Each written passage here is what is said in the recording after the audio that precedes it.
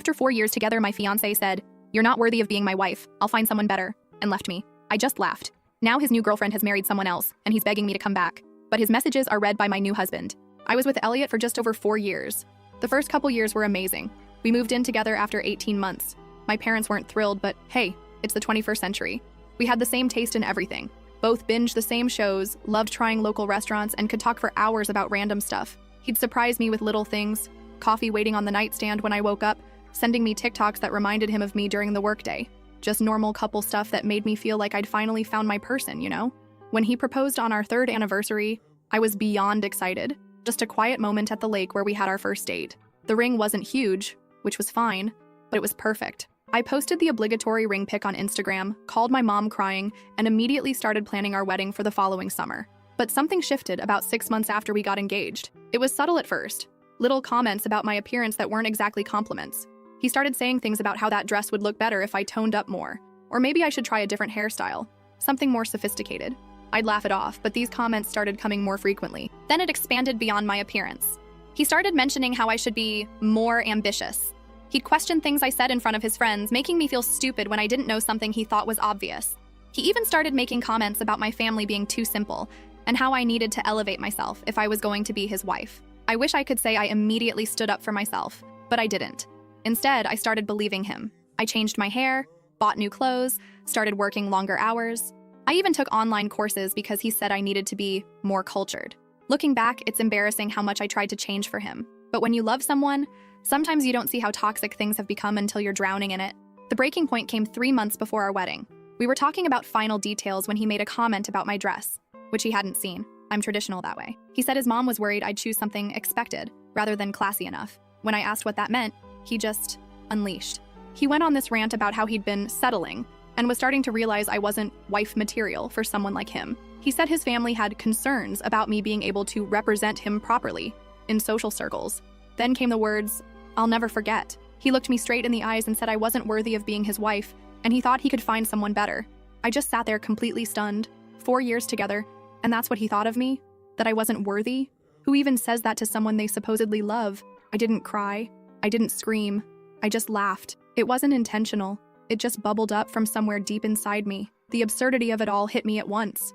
This man who I'd been trying so hard to please for months was telling me I wasn't good enough, when the reality was he wasn't worthy of me. My laugh obviously wasn't the reaction he expected. He looked confused, then angry, demanding to know what was so funny. I just shook my head and told him he was right. We shouldn't get married. But not because I wasn't worthy. Because I deserved better than someone who made me feel like I was never enough. I grabbed my purse, walked out of our apartment, and went straight to my best friend Monica's place. The tears came later that night. 4 years is a long time to invest in someone, and realizing it was over hit me hard. But underneath the sadness was this weird sense of relief? Like I'd been carrying this heavy backpack and someone had finally taken it off. Elliot called and texted constantly over the next few days. At first angry, calling me dramatic and saying I was overreacting. Then apologetic, saying he didn't mean it and was just stressed about the wedding. Finally, condescending again, telling me I was making a huge mistake and would regret walking away from him. I stayed with Monica for 2 weeks while figuring out next steps. Canceling the wedding was a nightmare. PSA. Wedding insurance is worth every penny, y'all.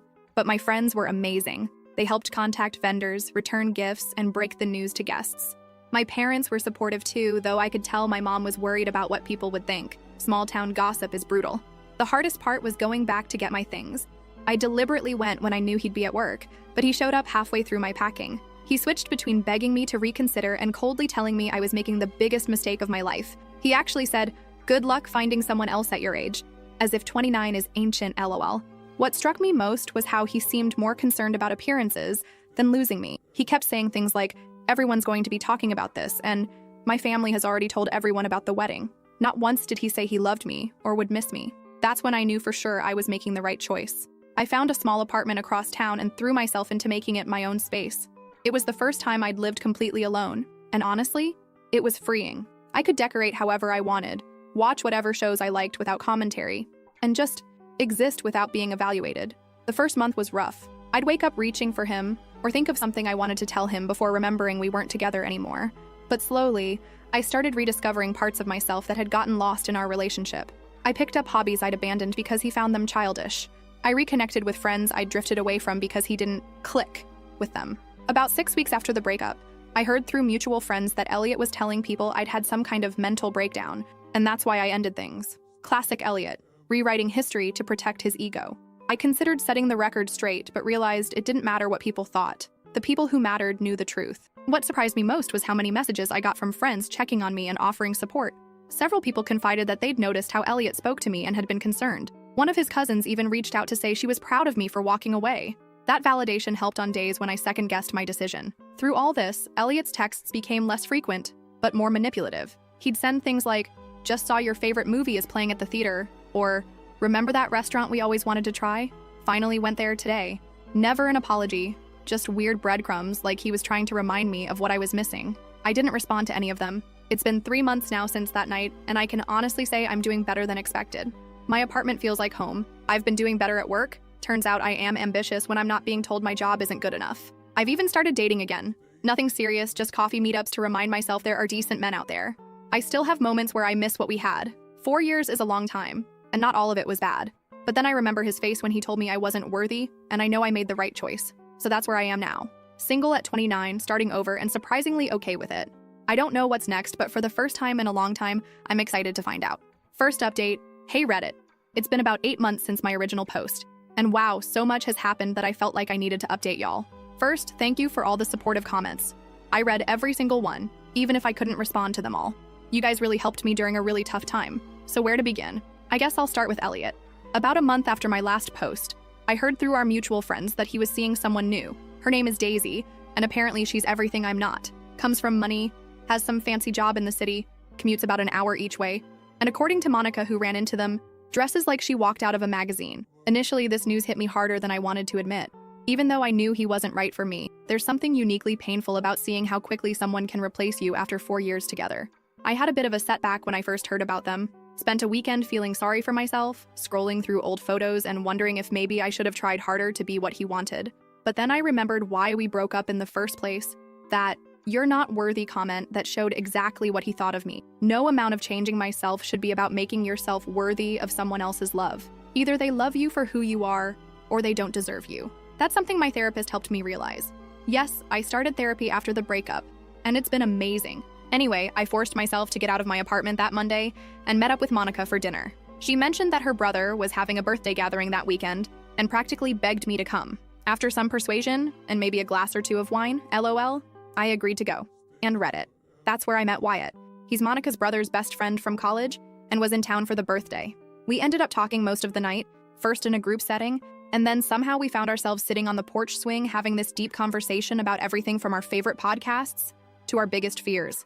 There was no pressure, no awkward flirting, just this easy connection that I hadn't felt in maybe ever. I wasn't looking to jump into another relationship. Honestly, I was enjoying my independence and still working through the Elliot breakup. But Wyatt and I exchanged numbers, and he texted the next day asking if I'd want to grab coffee before he headed back home. He lives about 40 minutes away in the next town over. That coffee turned into lunch, which turned into a walk in the park, which turned into dinner. We spent the entire day together, and it felt so easy. He asked thoughtful questions and actually listened to my answers.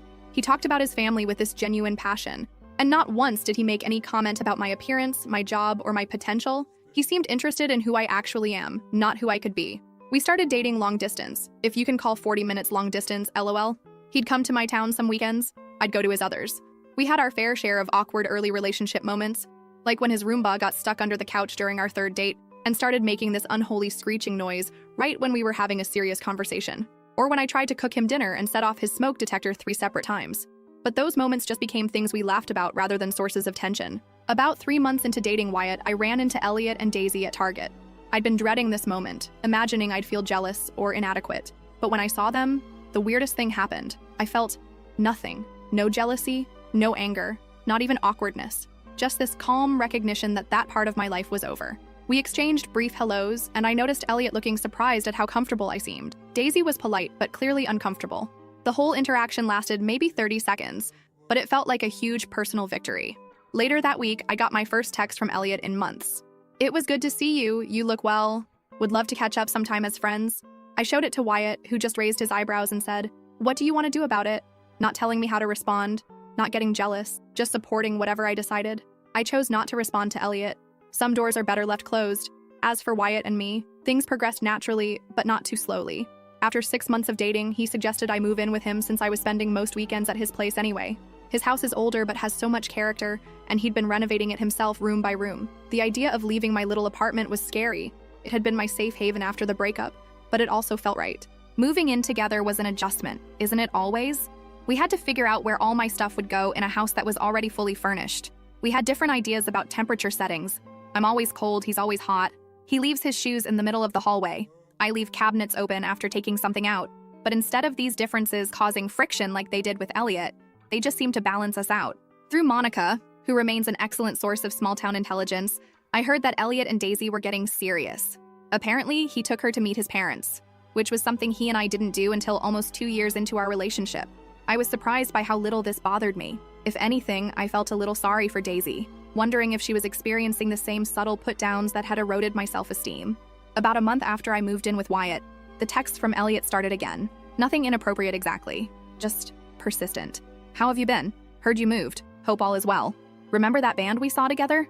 They're coming back to town. Each time, I either didn't respond or kept my replies brief and neutral. I didn't tell Wyatt about every message because they seemed so insignificant, but I didn't hide them either.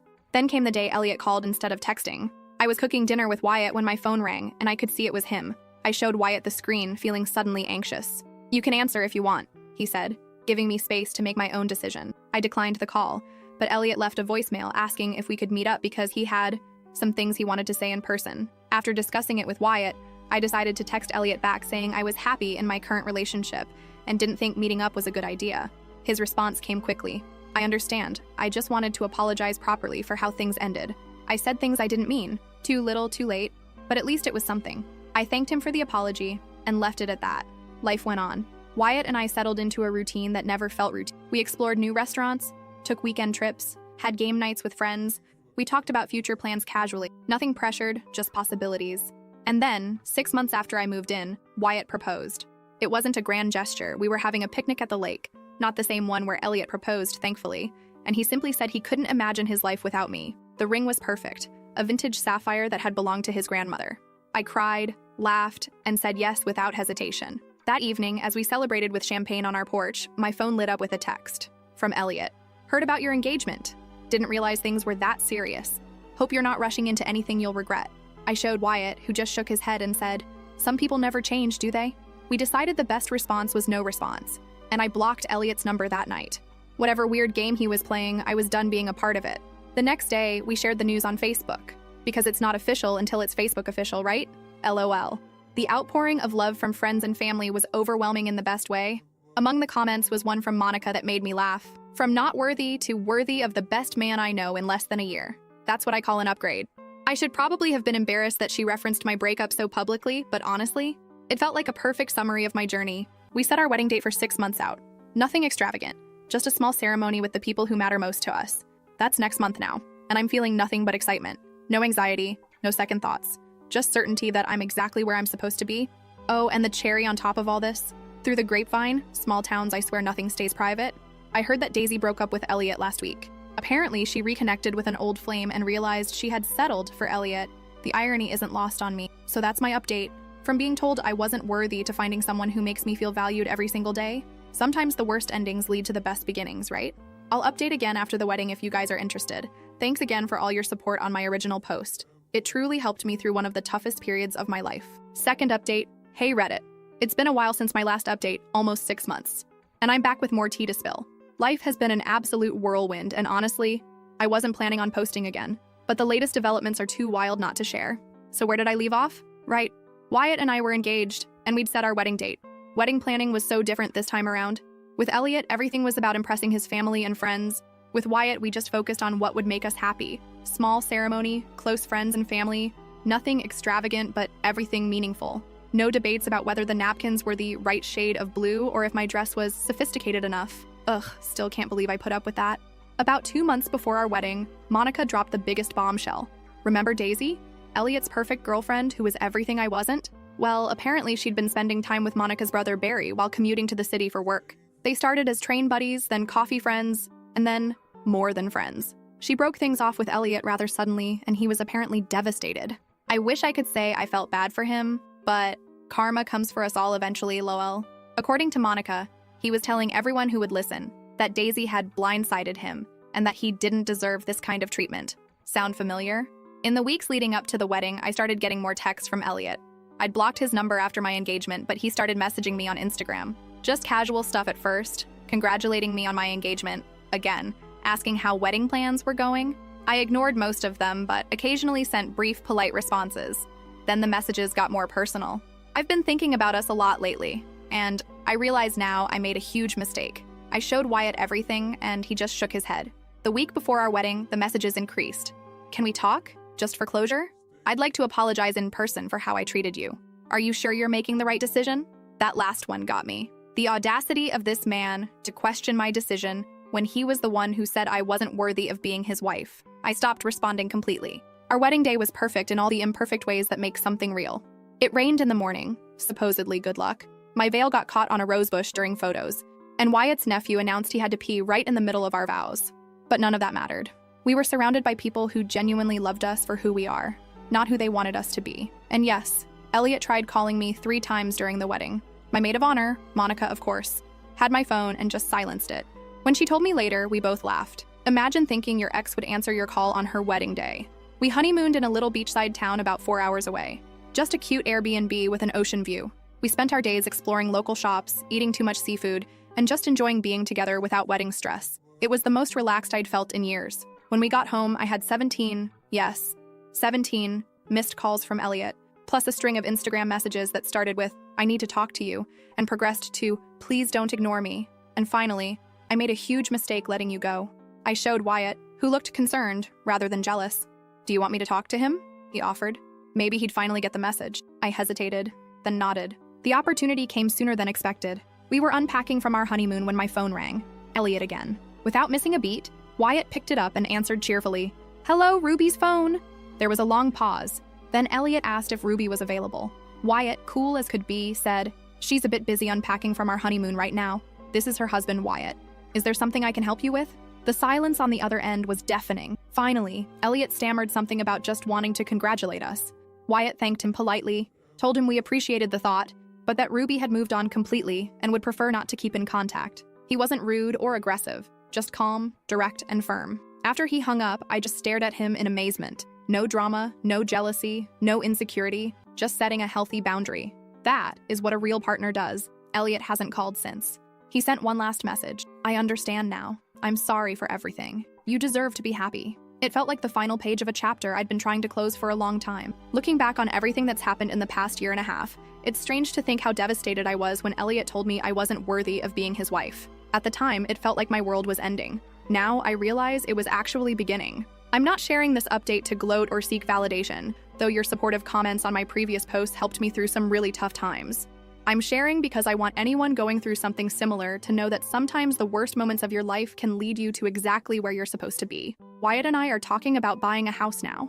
Just somewhere to build our life together. Somewhere that's ours from the beginning, with no ghosts of relationships past. So that's where I am now. Happily married at 30, starting a whole new chapter, and finally understanding what it means to be truly valued by someone. I might post one more update down the road, but for now, life is good. Better than good. It's exactly as it should be. Thanks for reading, Reddit. Your support has meant more than you know. Last update. Hey, Reddit! It's been almost a year since my last update, and I genuinely thought I was done posting about this saga. But life has a funny way of giving you closure when you least expect it, and I just had to share this final chapter with you all. So, Wyatt and I have been married for 15 months now. After months of searching, we finally found our first house together about 4 months ago. A 3-bedroom ranch-style home built in the 90s with some interesting wallpaper choices and a kitchen that desperately needed updating. But it has a big backyard for our future dog, still debating between a golden retriever or a rescue mutt, and it's ours. Home ownership has been a wild ride so far. The day after we moved in, the dishwasher decided to flood the kitchen floor. 2 weeks later, we discovered a family of squirrels had been living in the attic. And don't even get me started on the bathroom sink that randomly gurgles in the middle of the night. But honestly, working through these little disasters together has been strangely fun. Wyatt and I make a good team. He's better at the heavy lifting. I'm better at organizing the chaos. After getting mostly settled, we decided to host a housewarming party. Just a casual Saturday afternoon gathering with about 20 friends and family members. I spent days cleaning every corner, arranging snack platters, and making sure our new place looked presentable, despite the half-finished painting project in the hallway. The party was going great. Monica brought her famous buffalo chicken dip. Wyatt's brothers helped set up the new patio furniture. and everyone was mingling comfortably between the living room and backyard. I was in the kitchen refilling the ice when Monica came in with this weird look on her face. She told me that Elliot was outside. Yes, that Elliot. My ex, who wasn't in any way invited to our housewarming party. Apparently, he'd shown up completely unannounced, carrying a bottle of wine and looking slightly disheveled. Monica had intercepted him in the driveway and was trying to figure out how to tell me without causing a scene. My first reaction was annoyance.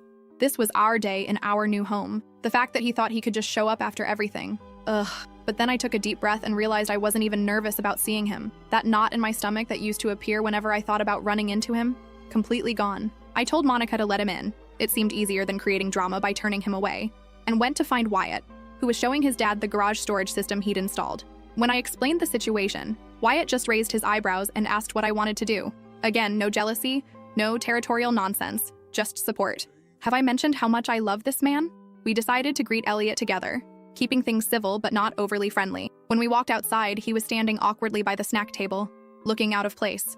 He'd clearly had a few drinks before arriving. Not sloppy drunk, but definitely loosened up. He handed me the wine bottle, which, ironically, was the exact same kind he used to criticize me for buying because it wasn't sophisticated enough. The conversation started painfully polite. He complimented the house, asked standard questions about the neighborhood, mentioned the weather, all while giving Wyatt these weird side glances. I could feel the tension building, but kept things moving along, introducing him to people as an old friend, which felt generous but seemed simpler than ex-fiancé who told me I wasn't worthy of him. Things took a turn when one of Wyatt's cousins innocently mentioned how happy Wyatt and I seemed, and how perfect we were for each other. Elliot mumbled something under his breath that sounded suspiciously like, "She wouldn't be here without me." When I asked him to repeat himself, the floodgates opened. He launched into this bizarre speech about how he had prepared me for Wyatt, how his criticisms had motivated me to improve myself, and how I should actually be grateful for our breakup, because it led me to where I am now. I was too stunned to respond immediately, but Wyatt calmly stepped in. No raised voice, no macho confrontation. He simply said that while he was certainly grateful that I was in his life, my personal growth had nothing to do with being torn down by someone else. He added that we'd prefer to focus on celebrating our new home today, and maybe this wasn't the best time for this conversation. Elliot didn't take the hint. Instead, he turned to me and asked if I ever thought about what could have been if he hadn't let me go. His words, not mine, as if he didn't tell me I wasn't worthy. The way he said it, like he was doing me a favor by considering taking me back, instantly transported me back to that night, when he'd broken my heart and my spirit in one fell swoop. I told him, as gently but firmly as I could, that I never think about what could have been, because I'm too busy being grateful for what is. That breaking up was the best thing that could have happened to both of us. And that worthy isn't something someone else gets to decide for you. It's something you realize about yourself. The look on his face was complicated. Surprise, confusion, maybe even a flash of regret. For a moment, I thought he might actually understand what I was saying, but then he looked around at our friends, our home, our life, and something shifted in his expression. He muttered something about how I'd changed, like that was a bad thing, and that I didn't used to be this cold. Before I could respond, Monica stepped in with perfect timing. She mentioned that she'd run into Daisy and Barry last weekend at the farmer's market.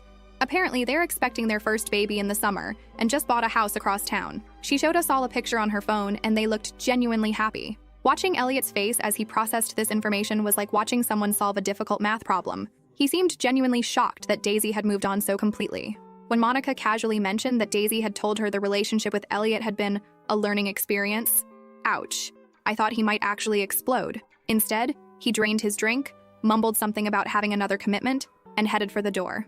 Wyatt, ever the gentleman, walked him out while I stayed behind with Monica, both of us trying not to make eye contact until he was gone to avoid bursting into inappropriate laughter. When Wyatt came back, he just shook his head and said Elliot had asked him, man to man, if I was always this stubborn. Wyatt told him he preferred the term self-assured and suggested Elliot take an Uber home since he'd clearly been drinking. The party continued without further drama, though I noticed a few curious glances and definitely heard some whispered conversations. Small town life. This will probably be local gossip for at least 3 weeks, LOL. The next morning, I woke up to a text from Elliot. I'm sorry for yesterday. I didn't mean to cause a scene. I hope you're happy. Simple, a bit ambiguous, but probably the closest thing to closure I'll ever get from him. I didn't respond. Some conversations are better left ended. So that's it, Reddit. Life isn't perfect, of course. Our roof needs replacing sooner than we thought. We argue about whose turn it is to take out the trash. I still sometimes struggle with the echoes of insecurity that Elliot planted. But through it all, I've learned that worthiness isn't something you earn through changing yourself to please someone else. It's something you recognize when you're finally with people who never questioned it in the first place. Your support, advice, and kind words helped me through some of my darkest days. I won't be posting any more updates, for real this time, but I'll be here in the comments if anyone has questions.